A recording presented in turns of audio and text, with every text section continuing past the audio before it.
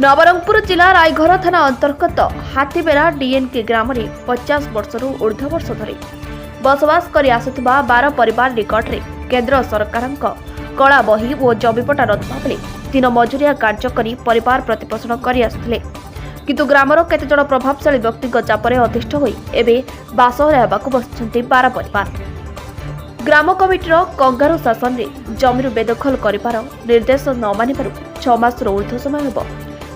सामाजिक बासंदर शिकार होउछन्ति सेमाने।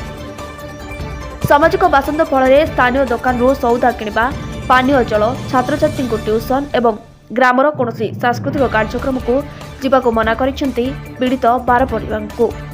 फल से अनेक हैरान जीवन यापन अतिबाहित करुछन्ति। एहाकु नै पीड़िता परिवार माने बारंबार प्रशासन को अभियोग तथा अवगत कले मध्य ओलटा स्थानीय प्रशासन आक्रोशर शिकार होता कथा नवरंगपुर जिलापाल श्री कमल लोचन मिश्र एवं नवरंगपुर एसपी श्री रोहित वर्मा निकट में हाजर होई गुहारी जणाइबा सह न्याय भिक्षा करिसेंति पीड़ित परिवार, जहाकु नै जिला प्रशासन दृढ़ कार्यानुष्ठान नेबार प्रतिश्रुति देइथिबा पीड़ित परिवार को कहिसेंति। पीड़ित 12 परिवार को प्रशासन तरफ न्याय केबे मिलिबो ताहा देखिबाको बाकी रहिला। कलेक्टर पास आईसी और एसपीर पास आईसी আমরা রায়গড় থানায় আমরা কেস দিছি আগে কেসটা নেয় নাই আমাকে কিছু করে নাই ওরা 4-5 জনে মিশে একটা কেস লিখে দিয়েছে আমাকে রোজ পুলিশ যায় যাই কয় থানায় চলো আমাকে জম্মের ঝামেলা করতেছে গ্রামে 4-5 জন মিটিং করে মানে কমিটি বানাইয়ে এরা জম্মের ঝামেলা করে আর আমাকে রাত্রিরে তো ঘুম নাই আমরা চিন্তায় ঘুমাতে পারি না ছেলে পেলে বাইরে থাকে ওকে মারবো ধরবো আমাকে নামে যদি কিছু করে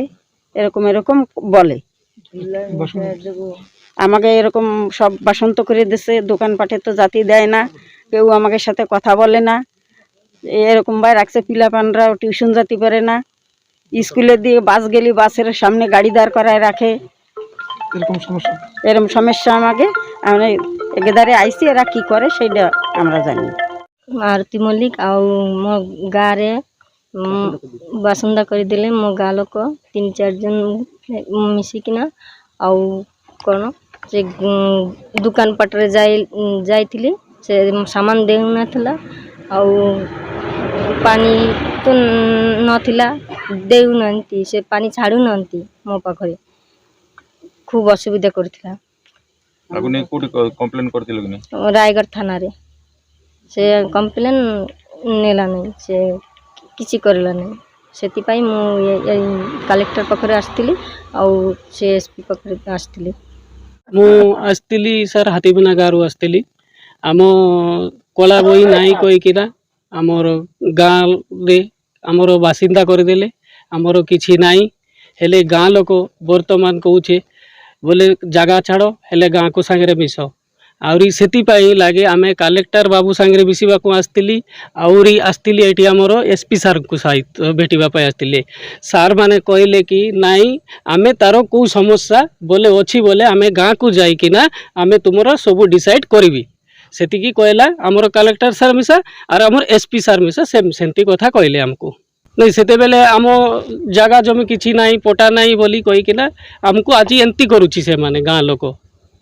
कला बही आमर नाई 50-60 वर्ष होइथिबो आमर बापा आसीथिले बोले सेते बेले आमर जन्म मिसा नाई बोले आमे सानरू सिटरू बड़ बड़ हेली आमर बयस एबे कम से कम 37 रु 38 होइथिबो एबे जाई कि ना सबु एबे गाँ बोला एमती कहूची नाई तमे जगह छाड़ो हेले गाँ संगे मिसो तुम कौन करी बासिंदा करछन्ती कौन दोना दो आमर बासिंदा करिछि बोले गाँ वाला कहले कि नाई तमे जगह छाड़ो हेले तुमरो तो पटा नाई तमे जगह छाड़ो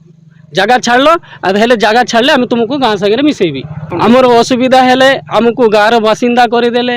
आउरी आमर पिला माने स्कूल जाउतिला सीटा मिसा ट्यूशन जाउतिला स्कूल तो बंद करी नाई ट्यूशन जाउतिला बोले आमर पब्लिक घरे सेटा बंद करिले तापर आमर पानी काटी देले से पानी नाई आउरी आमको जो गाँव रे बोले दुकान अच्छी दुकान पाट अच्छी आम दुकान को जाऊँ सेते बेले दुकान वाला को मैसा गाँव वाला 2-4 जन लोग बेसी नाई 2-4 जन लोग आसिकिना नाई तो हमें देव नाई कहीकिना गाँ दुकान रे बंद कर देला हमको। नवरंगपुर जिला उमरकोट हरिहर शतपथी रिपोर्ट रिपब्लिक ओडिशा।